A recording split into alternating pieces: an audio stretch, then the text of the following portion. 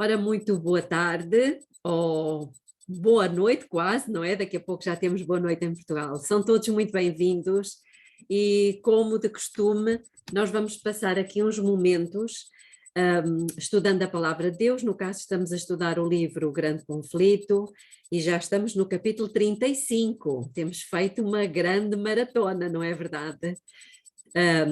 Como eu dizia, antes mesmo de iniciarmos o nosso estudo, que é o 28º, portanto já estamos aqui a estudar o Grande Conflito há 28 semanas, eu gostaria que todos se sentissem muito bem, mas que pudéssemos curvar as nossas cabeças para uma breve oração.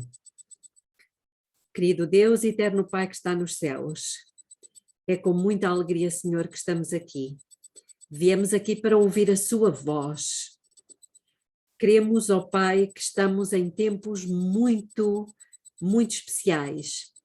E o Senhor nos chamou para viver estes momentos e para poder ter um povo que o represente fielmente diante de todo o universo.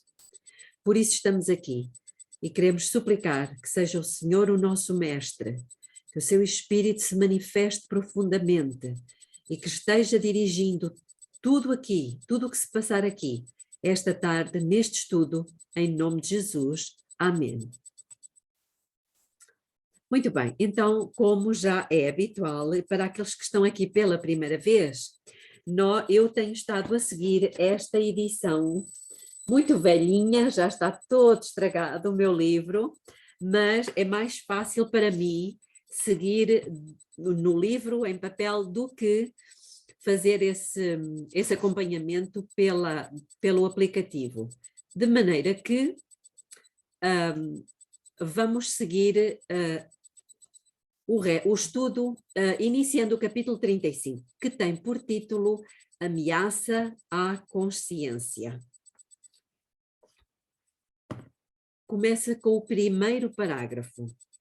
O romanismo é hoje olhado pelos protestantes com muito maior favor do que anos atrás. Como sabem, eu não leio tudo seguido, portanto, agora vamos dar um saltinho para duas linhas à frente. Há crescente indiferença com relação às doutrinas que separam as igrejas reformadas da hierarquia papal. Um pouco mais à frente, nesse mesmo parágrafo, houve tempo em que os protestantes, e agora um pouquinho mais à frente, ensinavam os filhos a aborrecer o papado e sustentavam que buscar harmonia com Roma seria deslealdade para com Deus. Houve este tempo, efetivamente, mas infelizmente esse tempo já lá vai. Mas quão diferentes são os sentimentos hoje expressos. Parágrafo 2. Os defensores do papado asseveram que a Igreja foi caluniada e o mundo protestante inclina-se a aceitar esta declaração. Vou fazer aqui uma pausa apenas para vos perguntar o seguinte: por acaso vocês tiveram conhecimento aqui há uns anos de um vídeo do pastor Doug Batchelor que tem por título Papa Cumpre a Profecia, onde ele apresentava o reverendo Tony Palmer? Lembram-se? Alguém tem conhecimento disto? E esse Tony Palmer, que, segundo informação, já faleceu, ele dirigia-se, ele estava num congresso de protestantes, das maiores igrejas protestantes dos Estados Unidos, e ele levou consigo, porque ele era amigo íntimo do Papa Francisco, mesmo antes dele ser Papa, e portanto ele levou consigo um vídeo que o Papa Francisco gravou no seu telemóvel e que ele deveria apresentar nessa reunião. Algumas pessoas aqui penso que terão visto o vídeo. Ok, muito bem, mas para quem não viu, agora não vou fazê-lo, mas no final, ou então faço já fica, vou colocar no grupo, está bem? Para que possam ver. E porquê é que eu estou a falar sobre isto? Precisamente por esta citação que acabámos de ler. Os defensores do papado asseveram que a Igreja foi caluniada. E é exatamente esta ideia que o Papa quis passar quando disse neste vídeo que os protestantes tinham magoado a Igreja-mãe, tinham se afastado, de alguma forma tinham caluniado. Então, isto é interessante, na medida em que, portanto, eu vou colocar já no grupo, desculpem, vou colocar no grupo para os irmãos depois poderem ter acesso. Muito bem, então eu vou enviar para a Alice, como eu habitualmente faço, e ela depois encarrega-se de transmitir ao grupo todo. Continuando, vamos para o parágrafo 3. Olvidaram estas pessoas a pretensão de infalibilidade sustentada há 800 anos por esse altivo poder? Coloca-se esta questão. Um pouco mais à frente, visto como Roma assevera que a Igreja nunca errou, nem segundo as Escrituras errará jamais, como poderá ela renunciar aos princípios que lhe nortearam a conduta nas eras passadas? Portanto, a Igreja Católica afirma que, efetivamente, a Igreja não erra. A Igreja não errará, nunca errou, nem errará jamais. Então, como é que, há alguns anos atrás, o Papa, portanto, como é que ele se chamava? João Paulo II? Como é que ele veio pedir perdão pelas atrocidades feitas? Se ela não erra, não há que pedir perdão, que a facto é que ele o fez. Parágrafo 4. A Igreja Papal nunca abandonará a sua pretensão de infalibilidade. Um pouquinho mais à frente diz: removam-se as restrições agora impostas pelos governadores seculares, reintegre-se Roma ao poderio anterior e imediatamente ressurgirá a tirania e a perseguição. Eu ontem recebi, foi a Sayonara que me enviou, e ela está connosco hoje, bem-vinda Sayonara, enviou-me um vídeo que me perturbou. E realmente, eu não sei quando é que ele foi gravado, também vou colocar isso no grupo. Aliás, eu penso que está no grupo já. E o que é facto é que as igrejas, ou pelo menos aquela mega igreja, estavam a pregar no sentido de dizerem que há duas grandes forças: os revivalistas religiosos e os, como ele lhe chama, os conservadores, os políticos. E essas duas grandes forças separadas não conseguem resolver nada. Por isso elas precisam unir-se. Igreja e Estado. E clamam ao Senhor ali por esta união. E mais, vão mais longe. Eles utilizam exemplos bíblicos. O caso de Davi, Daniel, Neemias, como confirmando que realmente a política e a igreja sempre estiveram unidas. E quando isso acontece, grandes coisas acontecem. E, portanto, irmãos, estamos a ver aqui já grandes movimentos que se estão formando ou que já estão passando a ideia ao povo de que há necessidade de fazer quebrar a emenda que está na Constituição Americana para que volte a haver união entre Igreja e Estado. Isto sim, para mim, é um grande sinal. Sayonara pediu para falar, mas agora retirou a mãozinha. Foi, falando sobre isso, eu estou acompanhando muito o que está acontecendo lá nos Estados Unidos. E desde 8 de janeiro, as igrejas protestantes se reuniram e fizeram um evento de reavivamento. E ultimamente os Estados Unidos estão tendo as maiores catástrofes naturais que nunca se viu em toda a história dos Estados Unidos. E eles estão dando a interpretação de que o que está acontecendo com os Estados Unidos e a criminalidade tem aumentado é porque os Estados Unidos se afastou de Deus, se afastou de cumprir os 10 mandamentos e não está guardando o domingo. Ok, muito obrigada. Realmente isto está a acontecer, inclusivamente notícia que diz que, eu tenho comigo a notícia, posso também colocar no grupo, que até os próprios incêndios, eles descansam ao domingo. Impressionante. Bom, vamos para o parágrafo 7, temos muito que falar e temos muito que caminhar hoje aqui neste capítulo.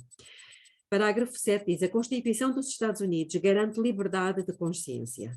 Nada se preza mais ou é de maior transcendência. O Papa Pio IX, na encíclica de 15 de agosto de 1854, disse, reparem o que é que ele disse: as doutrinas ou extravagâncias absurdas e errôneas em defesa da liberdade de consciência são erro dos mais perniciosos, uma peste, que dentre todas as outras, mais deve ser temida no Estado. Portanto, reparem qual é o pensamento de Roma.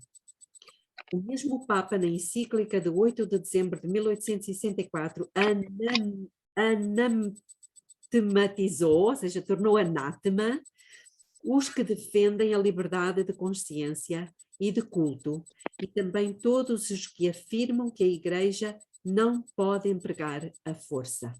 Ele considera essas pessoas anátemas. Parágrafo 8. O tom pacífico usado por Roma nos Estados Unidos não implica mudança de coração. Roma é tolerante onde ela é impotente. Ou seja, quando ela não tem poder para agir, ela tolera. Diz o Bispo O'Connor: a liberdade religiosa é meramente suportada até que o contrário possa ser levado a efeito sem perigo para o mundo católico. Portanto, meus irmãos, sabemos que tudo isto vai voltar a acontecer. Porque o ódio contra a liberdade de consciência não desapareceu.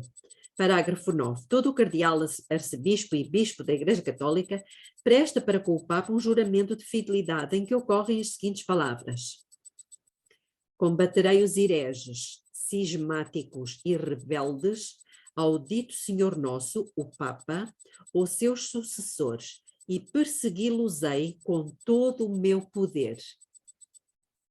Portanto, isto é algo que é um juramento que é prestado de fidelidade para com o Papa. Parágrafo 11. Não vou ler do princípio, mas um pouquinho à frente diz: as igrejas protestantes estão em grandes trevas, pois do contrário discerniriam os sinais dos tempos. São de grande alcance os planos e modos de operar da Igreja de Roma. Ela emprega todo o expediente para estender a influência e aumentar o poderio, preparando-se para um conflito feroz e decidido a fim de adquirir o domínio do mundo, restabelecer a perseguição e desfazer tudo o que o protestantismo fez. Gostava de parar aqui um pouco, irmãos. Então diz aqui que ela se está preparando para um conflito feroz e decidido. Pergunto: estamos nós, adventistas do sétimo dia, preparando-nos para esse conflito? Esta é uma pergunta que eu deixo para que nós reflitamos. Mas agora, quando diz aqui, a fim de adquirir o domínio do mundo, e este livro já foi escrito há muitos anos atrás, eu gostava de vos ler aqui alguma coisa de uma encíclica que eu já referi aqui, que é esta encíclica Caridade na Verdade, ou seja, Caritate in Veritate, escrita por este senhor, que está vivo. E aqui na página 107, no parágrafo 67, eu já li isto, mas eu vou ler novamente para que nós possamos tomar consciência de que esta citação do grande conflito que diz que Roma procura adquirir o domínio do mundo não está no passado, ela é muito presente. E ele diz aqui o seguinte: para o governo da economia mundial, prestemos atenção, para sanar as economias atingidas pela crise, de modo a prevenir o agravamento da mesma e, em consequência, maiores desequilíbrios, para realizar um oportuno e integral desarmamento, portanto, economia, desarmamento, a segurança alimentar e a paz, 3, para garantir a salvaguarda do ambiente, 4, e para regulamentar os fluxos migratórios, 5, urge a presença de uma verdadeira autoridade política mundial. Então, o grande conflito, quando diz que Roma se prepara para adquirir o domínio do mundo, ele aqui, muito mais atual, está dizendo: urge uma autoridade com letra grande, autoridade política mundial, delineada já pelo meu predecessor, o beato João 23. E, portanto, irmãos, Roma continua com as mesmíssimas intenções que tinha no passado. Continuando. Parágrafo 12. Os protestantes têm-se intrometido com o papado, patrocinando-o. Têm usado de transigência e feito concessões que os próprios romanistas se surpreendem de ver e não compreendem. Parágrafo 13, não vamos ler no princípio, mas um pouco mais à frente diz: o serviço religioso da Igreja Romana é um cerimonial assaz impressionante. O brilho da sua ostentação e a solenidade dos ritos fascinam os sentidos do povo, fazendo silenciar a voz da razão e da consciência. Ou seja, tudo isto é para impressionar os nossos sentidos. Os olhos ficam encantados, igrejas magnificentes, imponentes procissões, altares de ouro, relicários com pedras preciosas, quadros finos e artísticas esculturas apelam para o amor do belo. O ouvido também é cativado, a música é inexcedível. As belas e graves notas do órgão, misturando-se à melodia de muitas vozes, a ressoarem pelas elevadas abóbadas e naves ornamentadas de colunas das grandiosas catedrais, não podem deixar de impressionar a mente com profundo respeito e reverência. Ou seja, toda esta pompa que ela tem e que ostenta serve para quê? Para silenciar muitas vozes, e muitos pensam assim: é impossível que uma igreja com estes anos todos, com esta riqueza toda, com esta magnificência, não seja a igreja verdadeira. Muitos pensam assim. Parágrafo 14. A religião de Cristo não necessita de semelhantes atrativos para se fazer recomendável. Irmãos, nós vamos dar um saltinho aqui para alguns parágrafos mais à frente. Existem aqui algumas coisas que os irmãos depois podem ler, mas saltamos para o parágrafo 22.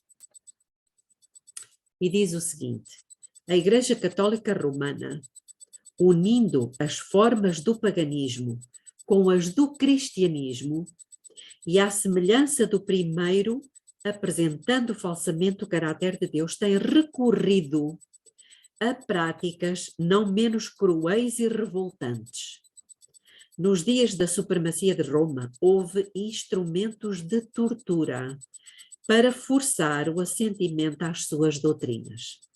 Houve a fogueira para os que não queriam admitir as suas exigências. Houve massacres em proporções que jamais serão conhecidas até que se revelem no dia do juízo. Os dignitários da Igreja, dirigidos pelo seu chefe, Satanás, dedicavam-se a inventar meios para produzir a maior tortura possível antes de pôr termo à vida das vítimas.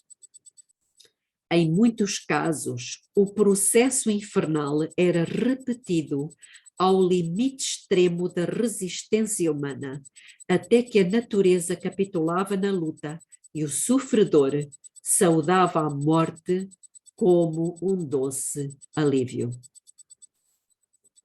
Isto é algo completamente diabólico, completamente. Parágrafo 23. Esta era a sorte dos que discordavam de Roma. Para os seus adeptos, tinha ela a diplomacia do açoite, da fome, das austeridades corporais, de todas as formas imagináveis, cujo aspecto punge o coração. Um pouquinho mais à frente, diz: os cemitérios das igrejas contêm milhões de vítimas que passaram a vida em vãos esforços para subjugar as afeições naturais, para reprimir, como se fosse ofensivo a Deus, todo o pensamento e sentimento de simpatia para com o semelhante. Parágrafo 24. Se quisermos compreender a decidida crueldade de Satanás, manifestada no transcurso dos séculos, não entre os que jamais ouviram algo acerca de Deus, mas no próprio coração da cristandade e através da mesma, em toda a sua extensão, temos apenas que olhar para a história do romanismo. Reparem, é tanta crueldade dentro do chamado dito cristianismo, maior do que se via e vê no paganismo. Por meio deste gigantesco sistema de engano, o príncipe do mal leva a efeito o seu propósito de acarretar a desonra a Deus e a desgraça ao homem. Novamente eu faço aqui uma pequena pausa. Alguém já ouviu falar do padre Paulo Ricardo? Ele tem muitos vídeos na internet. Eu vou colocar no grupo um vídeo onde ele fala, isto por causa de falar aqui por meio deste gigantesco sistema de engano, em que ele diz que a Igreja Católica é um gigante adormecido, acorrentado com correntes de papel. E quando eu ouvi isto há vários anos, eu fiquei impressionada e fiquei a pensar naquilo. Ele tem toda a razão. A Igreja Católica é um gigante. Só adormecido. Se ele está adormecido é porque ele vai acordar. Irmãos, ele está quase a acordar. E achei curioso as palavras dele. Diz que ele está acorrentado, esse gigante, com correntes de papel. A mim me fez pensar, correntes de papel são decretos. São decretos que estão escritos em papel e que podem ser revogados. E vão ser revogados. Irmãos, isto é muito interessante. Eu vou enviar isto para a Alice, ou até colocar no grupo, e os irmãos depois vão ter acesso a estes vídeos. Graças a Deus que eu consegui recuperar este vídeo, porque eu já tinha ouvido isto há muitos anos, mas depois é tanta coisa que nós acabamos por perder, não é? Mas graças a Deus isso ainda está na internet, só para os irmãos poderem ouvir as palavras daquele padre que tem vários vídeos onde ele faz chacota dos protestantes. Diz que nós somos presunçosos, orgulhosos, que não aceitamos a intercessão dos santos, mas somos tão orgulhosos que achamos que podemos ir diretamente ao Pai. Só para verem realmente a forma de falar deste padre. Parágrafo 25. Cristo não dá em sua vida nenhum exemplo que autorize os homens e as mulheres a encerrarem-se em mosteiros sob pretexto de se prepararem para o céu. Jamais ensinou que o amor e a simpatia devem ser reprimidos. Parágrafo 26. A Igreja Romana, não vou ler tudo, mas um pouquinho mais à frente diz, não mudou, porém. Ninguém se deve iludir. Possui o mesmo orgulho e arrogante presunção que dele fizeram senhor sobre reis e príncipes e reclamaram as prerrogativas de Deus. O seu espírito não é menos cruel e despótico hoje do que quando arruinou a liberdade humana e matou os santos do Altíssimo. Parágrafo 27. O papado é exatamente o que a profecia declarou que havia de ser: a apostasia dos últimos tempos. Faz parte da política assumir o caráter que melhor cumpra o seu propósito, mas, sob a aparência variável do camaleão, oculta o invariável veneno da serpente. O que é um camaleão? Nós sabemos, é um animal que vai andando, não é? Discretamente, não é? Devagarinho, sem fazer ruído, mas vai assumindo as cores do ambiente onde ele está. É exatamente isto que este sistema faz. Vai se confundindo de maneira a passar despercebido.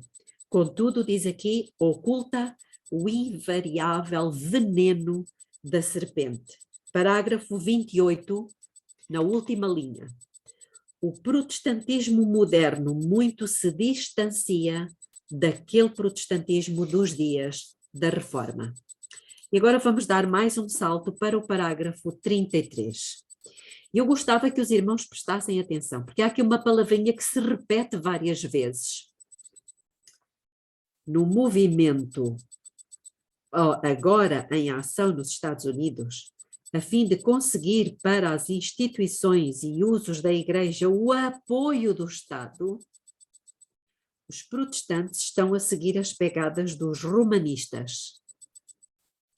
Na verdade, mais do que isto, estão abrindo a porta para o papado a fim de readquirir na América protestante a supremacia que perdeu o velho mundo. A palavra é movimento. No movimento, há um movimento, irmãos, que já está formado há vários anos, mas que tem vindo a engrossar as suas fileiras e tem vindo a fortalecer-se, como diz aqui, de maneira a conseguir para as instituições e usos da Igreja o apoio do Estado. Um pouquinho mais à frente diz, aliás, vamos continuar, desculpem. E o que dá maior significação a este movimento é o facto de que o principal objeto visado é a obrigatoriedade da observância do domingo, prática que se originou com Roma e que ela alega como sinal da sua autoridade. É o espírito do papado, o espírito de conformidade com os costumes mundanos, com a veneração das tradições humanas acima dos mandamentos de Deus, que está embebendo as igrejas protestantes, levando-as a fazer a mesma obra de exaltação do domingo, a qual antes delas fez o papado. Irmãos, eu gostava de vos ler aqui uma citação que se encontra no livro Eventos Finais, no capítulo 12. Os irmãos podem consultar isto a propósito deste espírito de conformidade com os costumes mundanos. E nós, irmãos, temos que ter muita atenção, porque sem querer, ou por querer, não sei, nós infelizmente, temos vivido esta realidade. Então, no capítulo 12, na página 173.6, diz o seguinte, dos eventos finais. Não vai longe o tempo em que a prova sobrevirá a toda a alma. A marca da besta nos será recomendada com insistência. E agora reparem, os que passo a passo cederem às exigências do mundo e se sujeitarem a costumes mundanos, como diz aqui o grande conflito, não acharão difícil submeter-se aos poderes dominantes de preferência a expor-se a escárnio, insultos, ameaças de prisão e morte. Então, meus irmãos, cuidado com o pouco a pouco nos irmos conformando com costumes mundanos. E no quinto volume, já agora, quinto volume de Testemunhos para a Igreja, no capítulo 1, na página, desculpem, não é o capítulo 1,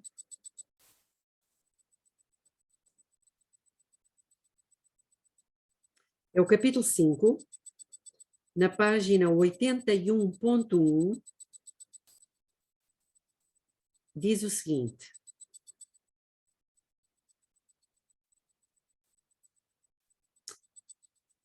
nesse tempo, o ouro será separado da escória na igreja. A verdadeira piedade distinguir-se-á então claramente daquela que é só aparência.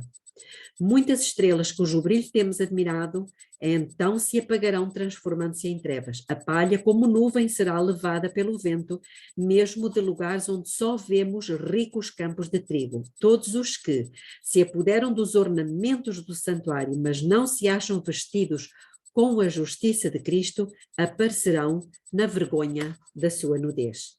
Então Deus está-nos aqui a chamar a atenção para que não nos envolvamos a pouco e pouco com os costumes mundanos, porque seremos levados pelo vento no tempo de crise que se aproxima.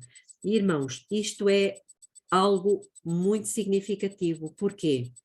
Porque nós sabemos que as coisas não acontecem de repente, são a pouco e pouco, e nós somos a resistência.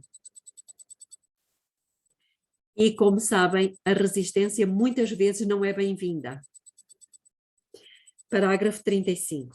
A primeira medida de ordem pública impondo a observância do domingo foi a lei feita por Constantino, como nós sabemos, no ano 321. Vamos dar um salto, porque nós temos aí várias circunstâncias que foram acontecendo e que foram modificando a Igreja. Mas vamos agora para o parágrafo 46.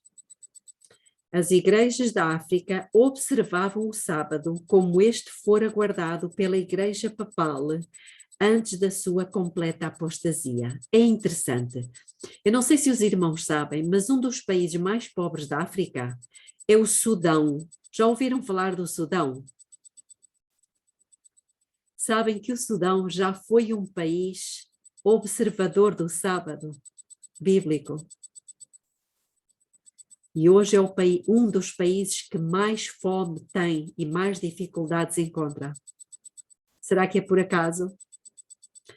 Parágrafo 47. Estes relatos do passado revelam claramente a inimizade de Roma para com o sábado legítimo e os seus defensores e os meios que emprega para honrar a instituição por ela criada. A palavra de Deus ensina que estas cenas devem o quê? Repetir-se. Estas cenas devem repetir-se quando os católicos romanos e protestantes se unirem para a exaltação do domingo. Parágrafo 48. A profecia do capítulo 13 do Apocalipse declara que o poder representado pela besta de chifres semelhantes aos do cordeiro fará com que a terra e os que nela habitam adorem o papado ali simbolizado pela besta, semelhante ao leopardo. Um pouquinho mais à frente, nesse mesmo parágrafo, mostrou-se que os Estados Unidos são o poder representado pela besta de chifres semelhantes aos do cordeiro e que esta profecia se cumprirá quando aquela nação impuser a observância do domingo, que Roma alega ser um reconhecimento especial da sua supremacia.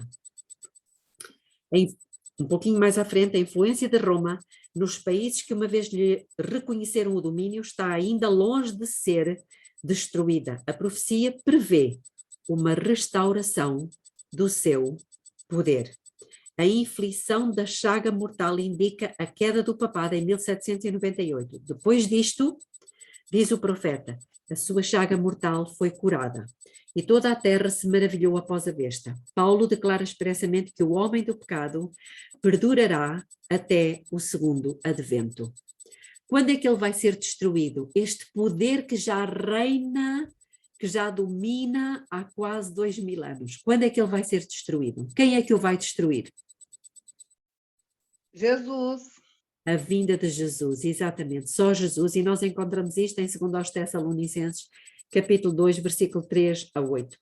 Vamos dar um salto agora para o parágrafo 49, a meio do parágrafo diz: com os ensinadores protestantes há a mesma pretensão de autoridade divina para a guarda do domingo e a mesma falta de provas bíblicas que há com os chefes papais que forjaram os milagres para suprir a falta do mandamento de Deus. A asserção de que os juízos divinos caem sobre os homens por motivo de violarem o repouso dominical será repetida. Meus irmãos, isto foi escrito há alguns anos, por isso o verbo estar no futuro será repetida. Sabem que já está a acontecer isto? Já está a ser publicado, e eu vou colocar isso no grupo para quem não teve acesso a essas informações, já está a ser publicado nos jornais. Como eu disse há pouco, que no domingo até os incêndios diminuem. Que por se transgredir o domingo, uma empresa de balsas, de barcos, foi punida. E, portanto, ela terá que reconsiderar muito bem para que o desagrado de Deus deixe de estar sobre eles, porque eles começaram a fazer viagens ao domingo. Existem muitas notícias. Eu tenho aqui, eu posso ler-vos, não sei se isto vos interessa, mas eu creio que é de interesse para nós, uma vez que diz aqui a asserção de que os juízos divinos caem sobre os homens por motivos de violarem o repouso dominical será repetida. E ela diz, já se ouvem vozes neste sentido. E o movimento para impor a observância do domingo está rapidamente ganhando terreno. Irmãos, eu vou ler-vos aqui algumas notícias. Esta, por exemplo, que diz o seguinte: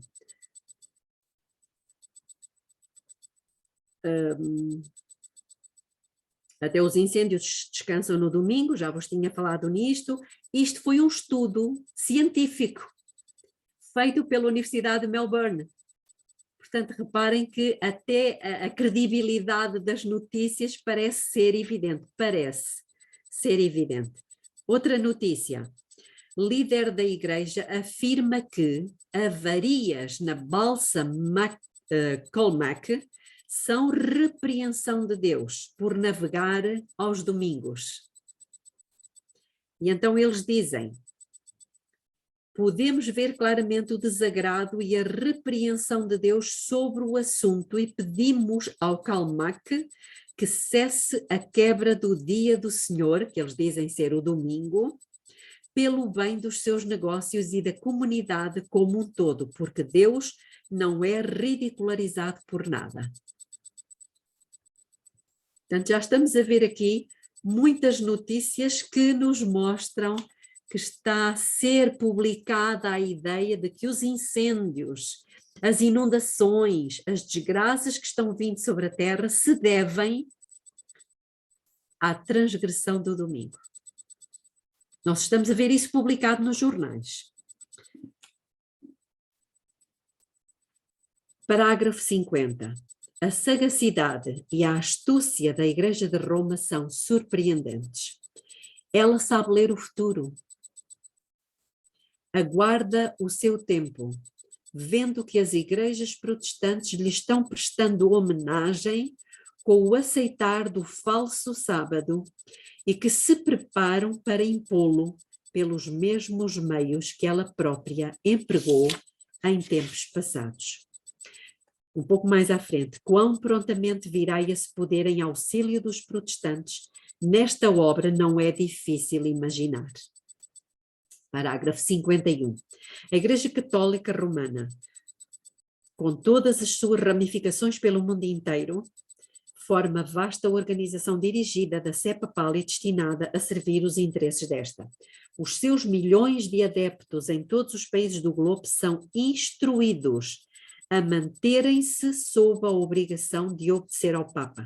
Qualquer que seja a sua nacionalidade ou governo, devem considerar a autoridade da Igreja acima de qualquer outra autoridade. Parágrafo 52. A história testifica dos seus esforços astutos e persistentes no sentido de insinuar-se nos negócios das nações. Parágrafo 53. E convém lembrar, Roma jacta-se, ou seja, orgulha-se de que nunca muda. E um pouco mais à frente diz, pouco sabem os protestantes do que estão fazendo, propondo-se aceitar o auxílio de Roma na obra da exaltação do domingo. Parágrafo 54. A palavra de Deus deu aviso. Irmãos, será que nós nos estamos a dar por avisados?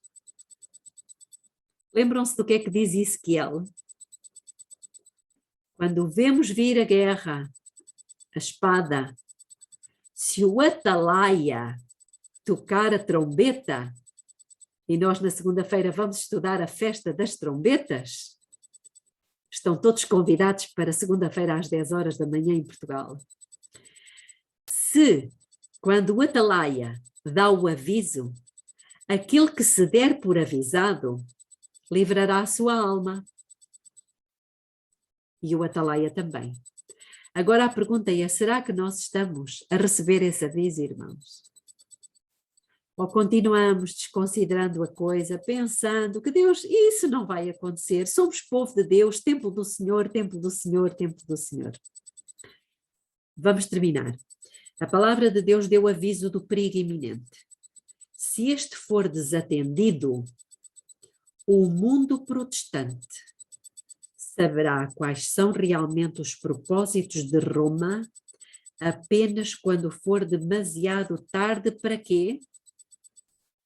Escapar da cilada. Irmãos, há uma cilada, tal e qual como houve no livro de Daniel. Recordam-se, no capítulo 3? Um dia destes vamos falar um pouquinho sobre o capítulo 2 e o capítulo 3. São dois capítulos que falam de estátuas. Lembram-se? Havia uma cilada no capítulo 3. Então, continuando. Ela está silenciosamente crescendo em poder. As suas doutrinas estão a exercer influência nas assembleias legislativas, nas igrejas e no coração dos homens. Está a erguer as suas altaneiras e maciças estruturas, em cujos secretos recessos se repetirão as anteriores perseguições. Sorrateiramente, sem despertar suspeitas, lá está como o camaleão, como o leopardo, está aumentando as suas forças para realizar os seus objetivos ao chegar o tempo de dar o golpe. Tudo o que deseja é a oportunidade, e esta já lhe está sendo dada. Em breve veremos e sentiremos qual é o propósito do romanismo. Quem quer que creia na palavra de Deus e a ela obedeça, incorrerá por esse motivo em censura e perseguição. Vamos orar e depois vamos dar período para considerações. Querido Deus eterno Pai, nós estamos aqui para lhe agradecer, porque o Senhor nos deixou todos os detalhes, todos os pormenores, para que não falhemos como falhou o povo de Israel. Nós não podemos dar-nos ao luxo, Pai, de desconsiderar todos estes avisos que o Senhor fez e deixou ficar para o seu povo.